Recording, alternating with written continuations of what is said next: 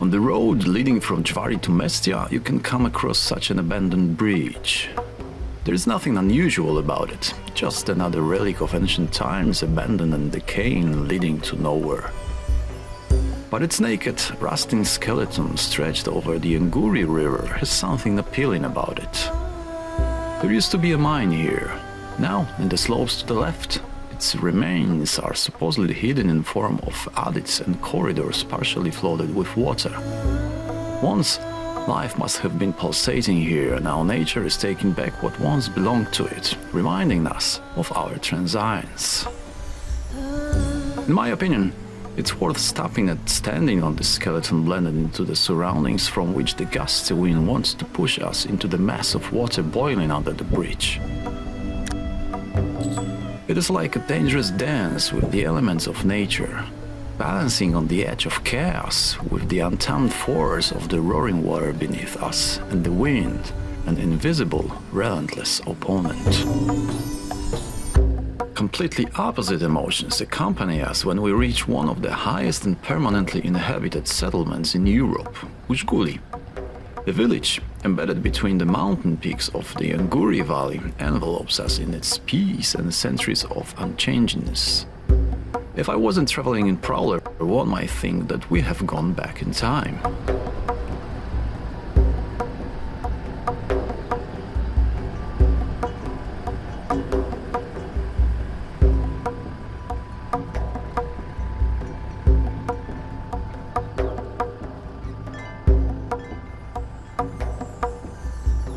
Stands? The inhabitants of this settlement have lived for centuries according to the rules established by nature and local customs. Until recently, for many winter months, this village was cut off from the world.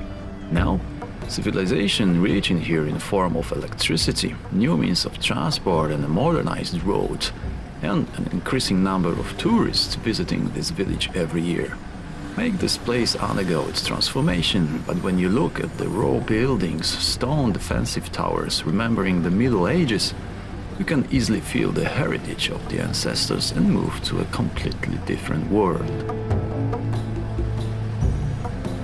And it is difficult to imagine winters and temperatures of -20 or even -30 Celsius degrees in this place.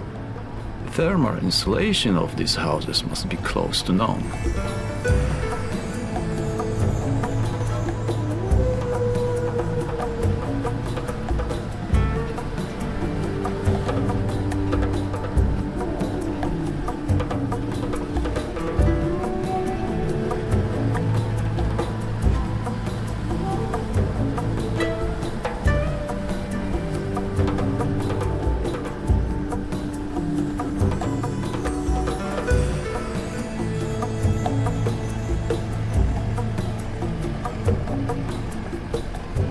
More about history and some aerial shots in my 2D series from this trip in episode 3.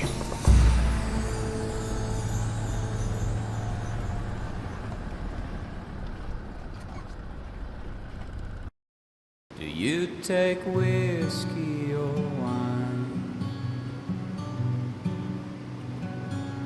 Or each of them in their due time? Is it the burden at first makes you crave the sweetness?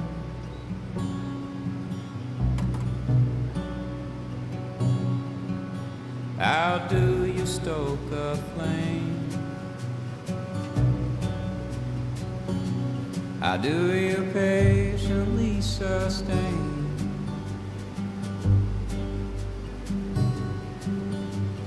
You're chasing time and stumbling in the darkness.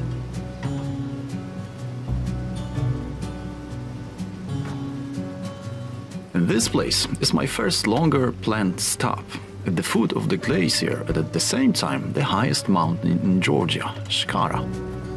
Here, the beauty of this place cannot be seen in all its glory because at this particular moment the massive towering over the camp was covered in clouds. However, In the aforementioned third episode from the 2D series of this expedition, you can admire its full beauty.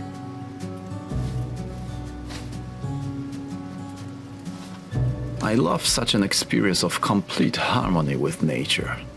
Silence, in which the dominant sound is the constant roar of the Nguri River, which is born in this place, moisture in the air and the cool wind, reminding me of the proximity of eternal snows covering the peaks, and the glacier flowing down from them, and the views. The variability from minute to minute when the clouds of water vapor set in motion sometimes cover, sometimes reveal fragments of the massif, and the sun hidden behind them constantly plays with the texture of the slopes, chasing away light and shadows of all sorts of shapes.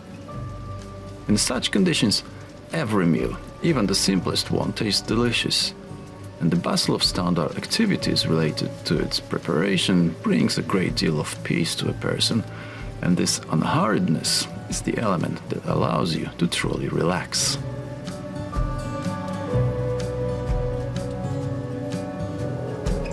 I love those expeditions of mine.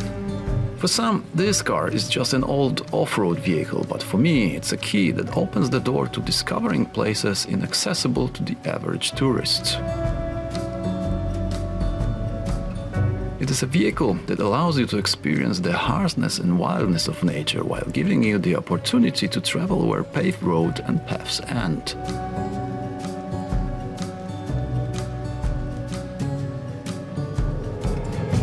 It allows you to stand on the border between civilization and wilderness, offering a unique perspective on the world, away from the crowds, in the silence and solitude of the distant landscapes. It combines two seemingly contradictory features: the ability to overcome difficult terrain and travel comfort. Thanks to well-thought-out solutions, I do not have to give up the comforts that hikers like in extreme conditions, often reaching where they do. This gives you the freedom to explore without having to worry about logistics and returning to civilization for the night, on the compromises necessary when you have to carry all your gear on your back. This is a tool that makes travel not only an adventure, but also a luxury. It allows you to sleep under the stars with a sense of security, reach wild corners in complete comfort, and admire the beauty of nature from points that remains only a dream for many.